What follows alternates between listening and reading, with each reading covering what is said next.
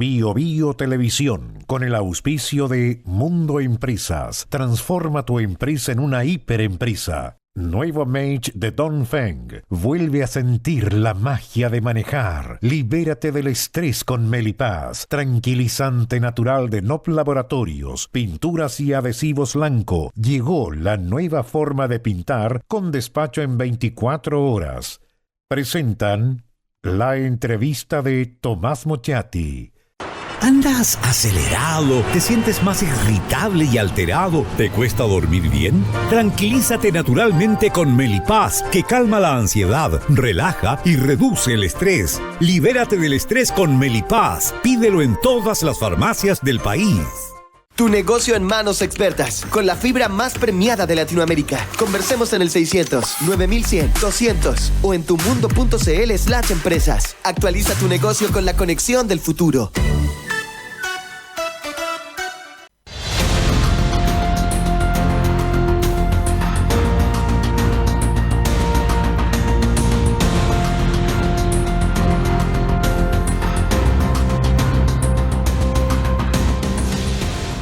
Néstor Aburto los saluda en la entrevista de Tomás Mochati en una edición que es muy particular porque sin lugar a dudas es una de las noticias del día.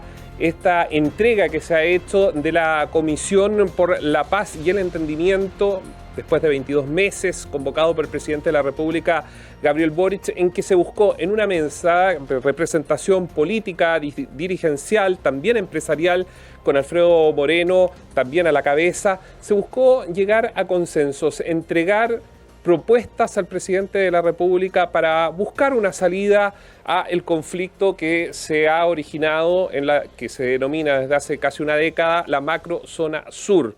Evidentemente, como telón de fondo, los ataques incendiarios, pero lo que la comisión ha apuntado es a las demandas de base, lo que ha pasado o las demandas históricas del pueblo indígena en esa zona. Y para conversar de ello, vamos a conocer los detalles, le vamos a preguntar.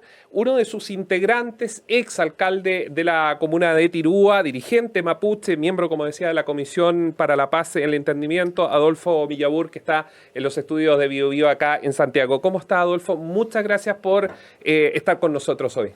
Muchas gracias también por la invitación, Néstor, y naturalmente muy disponible a poder compartir lo que se vivió en este proceso de la comisión. Lo primero, eran 8 los integrantes, 7, no fue unánime, pero 7 de ustedes votaron a favor de esta propuesta que finalmente se le entrega al presidente y solo hubo una, Sebastián Avellán, que rechazó básicamente lo que se estaba proponiendo. La primera pregunta, ¿está conforme con este documento que lo vamos a entrar a analizar de inmediato? Sí, naturalmente concurrí con mi voto y soy uno de los 7 y por lo tanto estoy conforme con el resultado de ese acuerdo. ¿Qué va a pasar después? Eso ya ojalá el país lo tome y aquilete bien lo que ahí nosotros recomendamos. Y naturalmente hubo un disenso, nosotros nos autopusimos internamente como forma de llegar a acuerdo de que fuera de consenso como la unanimidad. Y para eso dar una señal. Para dar una señal. Fue un buen método, creo que no me arrepiento de que hayamos tenido ese método porque nos obligó a acercarnos, porque si fuera por mayoría, naturalmente uno se relaja y puede ceder o no ceder ciertos puntos, y en ese sentido, en la última hora, Navellán se dijo que no estaba de acuerdo en general de todo el documento, pero participó en todo el rato, en toda su redacción permanentemente. Dentro de estas propuestas, usted me va corrigiendo, pero entendemos son cerca de 22 propuestas que se ponen sobre la mesa y que va desde el reconocimiento constitucional, que no es reconocimiento en sí a los pueblos, sino de la existencia del pueblo indígena previo, obviamente, a lo que es la República, ¿verdad? Bueno, precolombino. Ese es un acuerdo, es uno de los acuerdos que está ahí, pero es que es un acuerdo que no debería ser ninguna novedad porque en los dos procesos constituyentes se debatió demasiado y después en el último hay un texto que es prácticamente el mismo que hoy día se propone también al país. No quisimos discutir, entiendo ya hay un consenso político que se dio y no debiera haber gran dificultad en eso. Además, esa es una de las recomendaciones que yo creo que nos fue de tan complejo despacho en la discusión. ¿Y cuál fue el nudo principalmente? Entiendo que cada punto tuvo su propio afán, cada punto tuvo su propia dificultad. Lo primero que se tuvo a la vista es tener la disposición de comprender al otro. el otro que estaba al frente de uno, que nunca habíamos trabajado juntos en una misión como esta. La comisión para sesionar no se fueron de inmediato a lo escrito, sino fue entenderse. Primero escuchar. ¿Ya? Primero escuchar, nosotros pudimos entrevistarnos, hay registros, digamos, de más de 5.000 personas que participaron en este proceso. El primero fue despliegue en las regiones, en las 4 regiones. Sesionamos en las 4 regiones, escuchamos a todas las partes, a las comunidades, a las víctimas de la violencia, a los particulares que se sienten afectados, a los sectores empresariales, pero también a los académicos, a los historiadores. O sea, tuvimos 3-4 meses en esa etapa, escuchar. Y después que escuchamos, comenzamos nosotros a decirnos, a ver, pero después lo que ya escuchamos, ¿qué pensamos nosotros? Y ahí fuimos mostrando nuestras propias posiciones, nuestras convicciones que cada uno teníamos. Por lo tanto, ahí tuvimos que comenzar a comprender al otro que estaba en mi frente, que nunca habíamos hablado del tema, y que estaban dispuestos a hablarlo descarnadamente. Este fue como el espíritu, pero siempre con mucho respeto y altura de mira. Y respecto a las tierras, lo que nosotros lo que hemos conocido, ¿no? Previo al texto, sino en la construcción del mismo, hubo algunos debates que se generaron porque finalmente esto podría tener un costo para el Estado si nos vamos al terreno práctico, porque mucho de eso significa también que hay que, algunos hablan de una buena inversión para, más que comprar la paz, como han dicho otros, es simplemente una devolución, el pago, y para eso se necesita tener plata sobre la mesa. Algunos calculan 4.000 millones de dólares podría costar en cuanto a la devolución de tierra o el pago por esas tierras. ¿Ese fue uno de los nudos principales del debate? El tema de los recursos no fue un invento nuestro, ni fue tampoco un cálculo que nosotros hicimos por mutuo propio, fue a partir de toda la información que teníamos. Y tomando en consideración varios aspectos que hoy día es la realidad. La CONADI hoy día tiene un presupuesto que son 65.000 millones al año para gastar en batería de tierra. Y tiene más de 1.500 comunidades en lista de espera. Si uno hace una suma rápida, ahí saca una cuenta bastante cercana sobre los 3.000 millones de dólares solamente si tuviéramos que resolver la lista de espera. La lista de espera. Entonces, y luego más las que potencialmente pueden reclamar, más las otras comunidades que están... Los que no tienen los títulos porque no que también están en el informe. Sí, entonces, eso lo leí. Uno si saca la suma total de todas estas variantes, no es que nosotros inventemos, es lo que efectivamente hoy día la CONADI con la ley indígena tiene comprometida para poder resolver el conflicto en materia de tierra. Entonces, pero si uno pone el acento en la plata, creo que distorsiona un poco el fondo. ¿Ya? Solo el ministro de Defensa, si no me equivoco, el año 2003 fue a dar cuenta al Parlamento que por un solo estado de excepción quincenal cuesta 300 millones de pesos, 300.000 millones de pesos creo, algo así. Esto puede que me equivoque. Pero si uno suma lo que cuesta hoy día poder administrar y poder tener la situación que tenemos, es mucho más plata de lo que uno podría imaginarse en la cifra que nosotros entregamos, solamente en lo que nosotros identificamos. O sea, ustedes dicen, en vez de estados de excepción, de movilizar funcionarios policiales para resguardo y todo, es mejor dar solución a esto. ¿Y usted cree que resuelto ese punto se termina en sí el conflicto como lo conocemos? La propuesta que nosotros hacemos, y en la convicción que yo tengo, es un punto de partida, no de término, no de punto de llegada, porque esto es una propuesta que nosotros hacemos le entregamos al presidente hoy día, sí, como un gesto solemne, y el presidente tiene en sus manos hoy día las recomendaciones que usted ya la tiene a la vista en general, y después el país tiene que, a través de la presidencia, tendrá que tomar en consideración las recomendaciones. Si es que el presidente lo tiene a bien, tiene que hacer una consulta indígena, que así lo contempla el 169, de poder hacer una consulta indígena porque se afectaría el tema de los derechos de los pueblos indígenas, si es que hay que tomar medidas distintas a las que hoy día tenemos.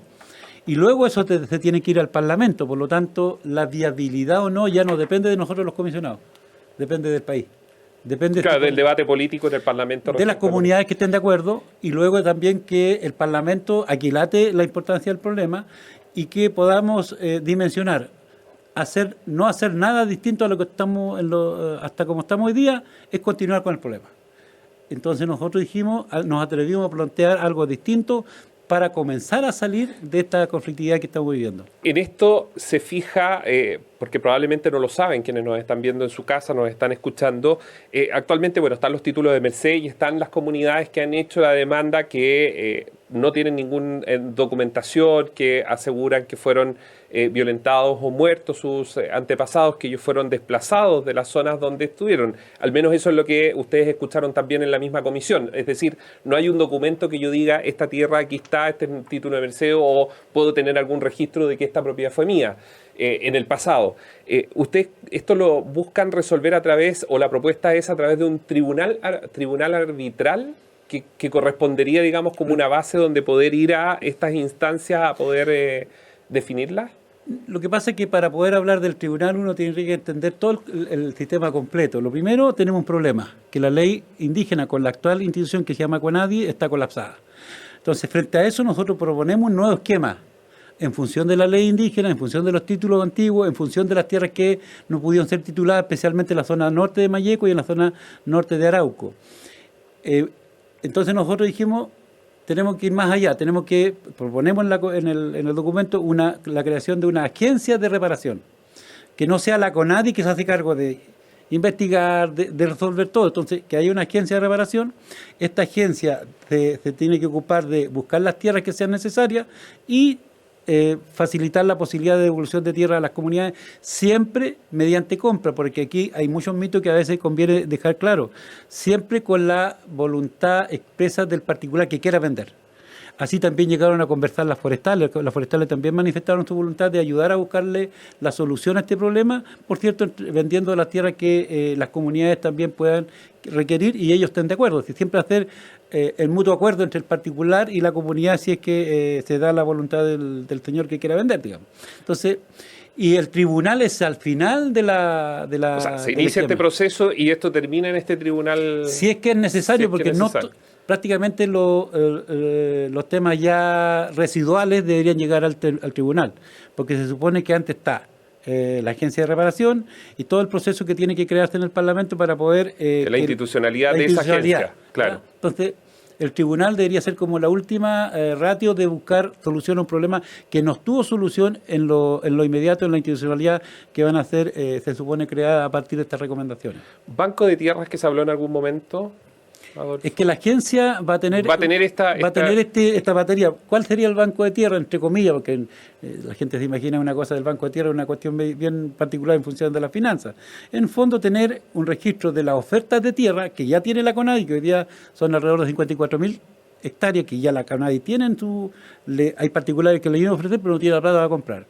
Luego, las tierras que pudieran también disponer las forestales mediante venta, las tierras que tenga el Estado, y también las tierras que en un momento determinado, una vez que se promulgue la ley, habrá un espacio para que los particulares que quieran vender pongan a disposición para la venta con el Estado.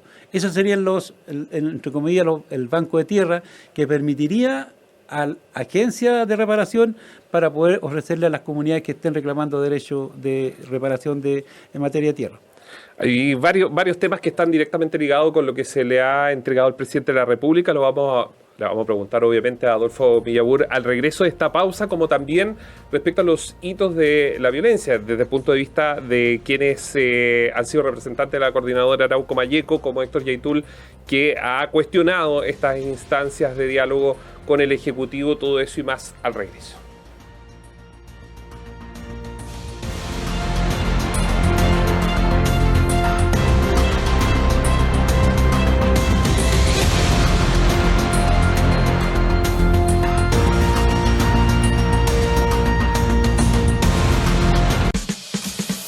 Información con sentido, exactitud y objetividad siempre.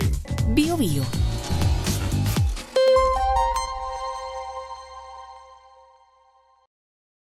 ¿Andas acelerado? ¿Te sientes más irritable y alterado? ¿Te cuesta dormir bien? Tranquilízate naturalmente con Melipaz, que calma la ansiedad, relaja y reduce el estrés. Libérate del estrés con Melipaz. Pídelo en todas las farmacias del país.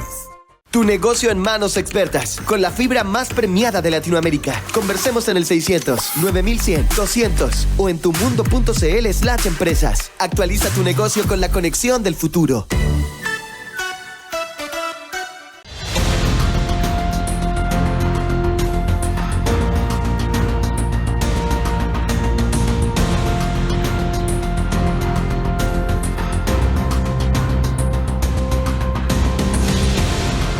22 meses, cerca de 5.000 personas las cuales expusieron frente a la comisión, una comisión donde, ya lo decíamos, no solo estaban los políticos, ¿no? La clase política dirigencial, como los senadores Huenchumilla y Aravena, que representan a la región de la Araucanía, parlamentarios también que formaron parte de esta mesa, sino dirigentes políticos, y uno de ellos, dirigentes de comunidades mapuches, que fue alcalde de Tirúa, por cierto, conoce muy bien su zona, Adolfo Millabur. Antes de ir a la pausa, le mencionaba respecto a estos diálogos, estos conflictos que podrían haberse generado porque eran distintas miradas. Usted decía que hubo mucho diálogo con historiadores y otro para entender la magnitud de esto. ¿Hay un punto el cual, a su juicio, demoró más tiempo en llegar a un consenso entre todos los integrantes de la comisión? Todos los puntos tuvieron su afán, pero yo creo que el principal punto fue el controversial, por el tema de la tierra. Ese fue el más difícil de poder darle una forma de que finalmente se creara la agencia, y que finalmente también y al final del túnel, si es que no hay resolución de parte de la agencia y todos los mecanismos anteriores, el tribunal. Ese fue, diría yo, y la fuente de dónde podríamos sacar las posibilidades. Sobre todo el financiamiento. Es que el financiamiento ya no es tema de nosotros, digamos. El país tiene comprometido las cifras que está entregada ahí, no es una creación de la comisión. Nosotros dimensionamos lo que hoy día la CONADI tiene comprometida. Es el estado de arte respecto a... ¿Y sabe cuánto tiempo, ¿Cuánto? Néstor? Si uno saca la cuenta, que son a razón de 15 comunidades al año, las compras que con el presupuesto que ha tenido históricamente la CONADI, 130, 140 años de plazo tendríamos en este conflicto, así como están las cosas. Si no hay cambio de regla del juego, 140 años nosotros estaríamos sometidos a esta presión, a este conflicto, que por lo menos yo viviendo allá no me gustaría que siguiera. Antes de pasar a lo que probablemente muchas de las personas se preguntan en qué momento le va a decir sobre los hechos de violencia. Antes de eso, para quienes hemos tenido la suerte de conocer, por ejemplo, su comuna, la comuna que usted dirigió, que es Tirúa, pero también Cañete, y por el otro lado, Los Sauces, Traiguén, en fin, son comunas que a ojo de buen vecino, están las cifras, pero a ojo de buen vecino se han ido empobreciendo, que en los últimos 15 años, y usted puede dar fe de ello, uno se podía ir de vacaciones a Contulmo, habían hoteles, podía comprar, no sé, mermelada de la que usted quisiera, porque habían comunidades que se ponían en la carretera a vender, y hoy día se ven comunidades o una zona deprimida. Insisto, esto a ojo de buen vecino, están las cifras, uno podría tener datos de las cifras, pero solo pasar por el lugar se percibe eso. Usted está en lo correcto. Yo creo que negar eso sería no querer ver la realidad de que estamos viviendo nosotros, lo que vivimos en el Gualmapu, no solamente en esa zona, en general en la región de la Araucanía y las otras regiones, tienen un atraso de inversión privada, pero sobre todo de inversión pública. Hoy día hay proyectos que están aprobados por los órganos del Estado, 4, 5, 10 años, y nadie quiere ejecutar las obras porque ningún privado quiere invertir sus recursos para poder ejecutar una obra de un camino, de una escuela. El propio municipio de Tirúa tiene un edificio aprobado hace como 8 años y nadie quiere hacerse cargo. Y cuando llega una empresa que normalmente son empresas fantasmas que terminan dejando las obras botadas. Entonces estamos viviendo una tragedia que no se imagina la gente, que es terrible vivir en unas condiciones de esa manera. Pero tiene una dimensión histórica esto. O sea, yo lo decía hace un rato atrás, los mapuches comenzamos a sufrir de 1860 en adelante. De ahí para acá venimos sufriendo, de 1860, cuando el Estado chileno con su ejército cruzó la frontera y nos arrinconó y nos quitó las tierras y lo despojó, y todo lo que los mapuches tenemos muy bien guardado en nuestras memorias. Y esto de que comenzó a poner compleja la situación a partir de 30 años atrás también, cuando toda la población comienza a sufrir. Entonces, cuando hay una realidad que es dura, que todos los sectores sienten que lo están pasando mal, tanto el privado, tanto el particular, el campesino pobre, todo el mundo lo está pasando mal porque estamos estancados. Y por eso yo estoy disponible, vine a colaborar con esta comisión, porque yo quiero que esto no siga sucediendo. ¿Y esta comisión ayudará? Esta comisión lo que pone aquí es una ruta orientadora de que este gobierno, en el tiempo que le queda, debería hacer la consulta sobre la materia del acuerdo, y luego el que venga tendrá que ver con discutir los proyectos de ley en el Parlamento. Entonces, no es para este gobierno, es por eso que el presidente Boric, entiendo yo, que dijo que tenía que convocar a todos los sectores involucrados, empresariales, políticos, dirigenciales, lo que están a todos disponibles. sentarse a la mesa para conversar. Adolfo, probablemente usted lo sabe, y usted lo sabe más que yo, porque vive en la zona.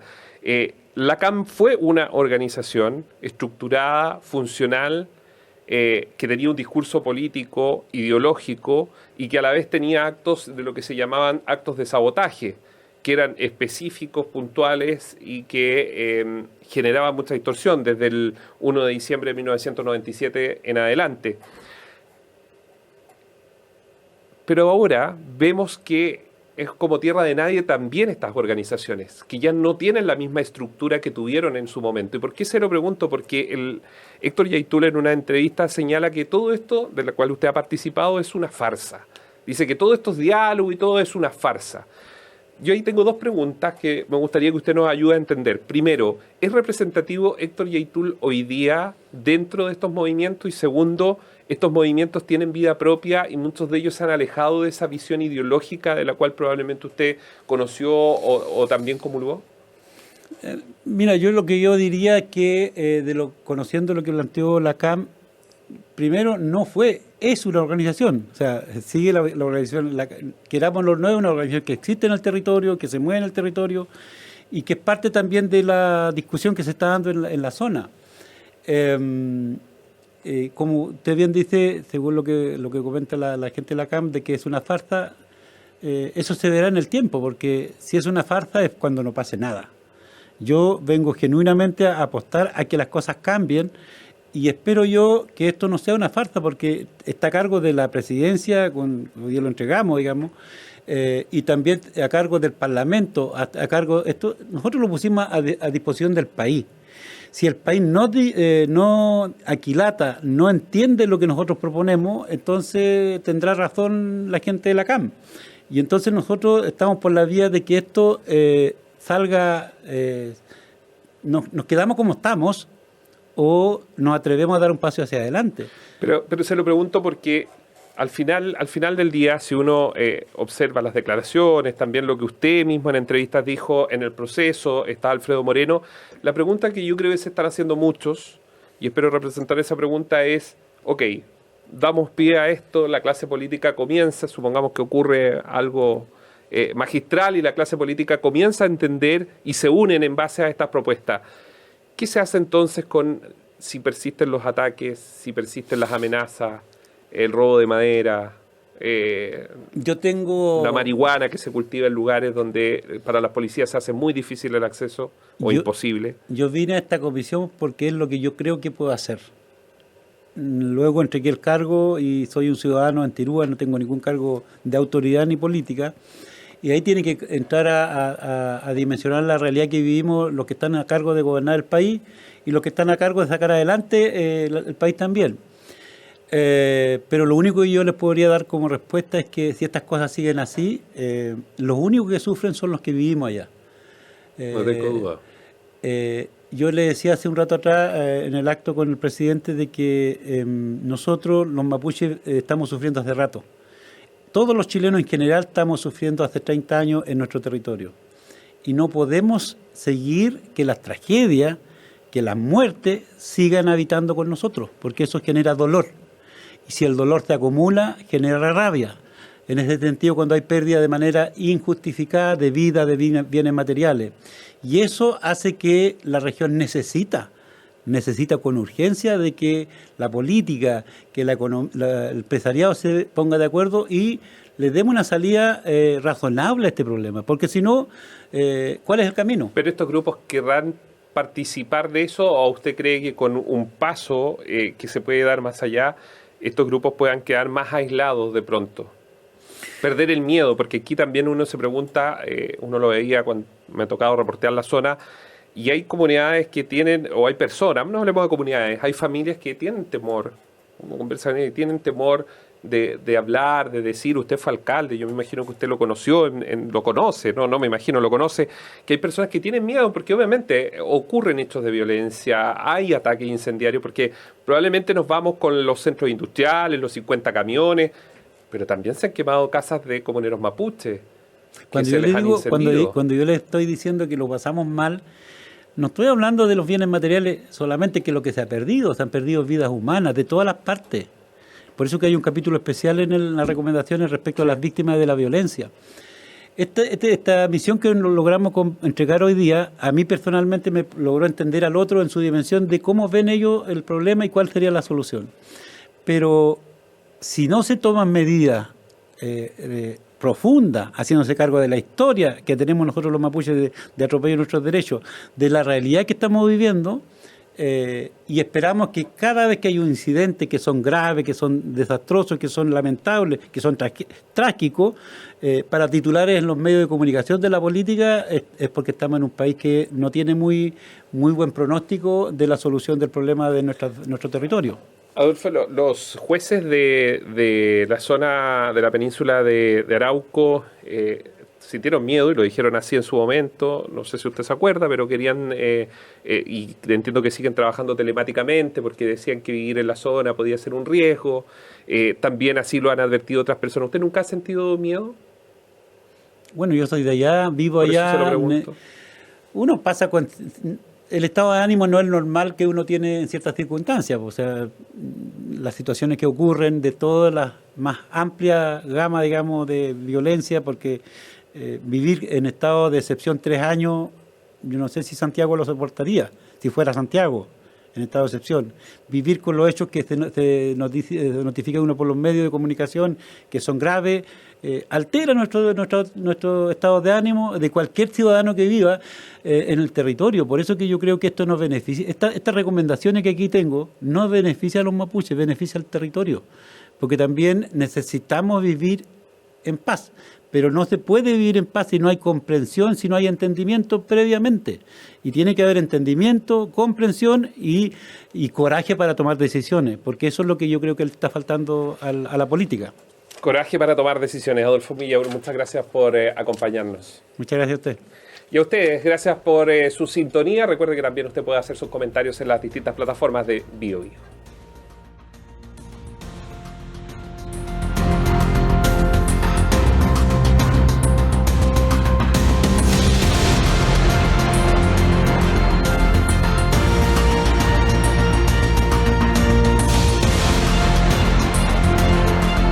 BioBio Televisión, con el auspicio de Mundo Empresas. Transforma tu empresa en una hiperempresa. Nuevo Mage de Dongfeng. Vuelve a sentir la magia de manejar. Libérate del estrés con Melipaz. Tranquilizante natural de Nop Laboratorios. Pinturas y adhesivos Lanco. Llegó la nueva forma de pintar con despacho en 24 horas. Presentaron la entrevista de Tomás Mochiati. ¿Andas acelerado? ¿Te sientes más irritable y alterado? ¿Te cuesta dormir bien? Tranquilízate naturalmente con Melipaz, que calma la ansiedad, relaja y reduce el estrés. Libérate del estrés con Melipaz. Pídelo en todas las farmacias del país. Tu negocio en manos expertas, con la fibra más premiada de Latinoamérica. Conversemos en el 600-9100-200 o en tumundo.cl/empresas. Actualiza tu negocio con la conexión del futuro.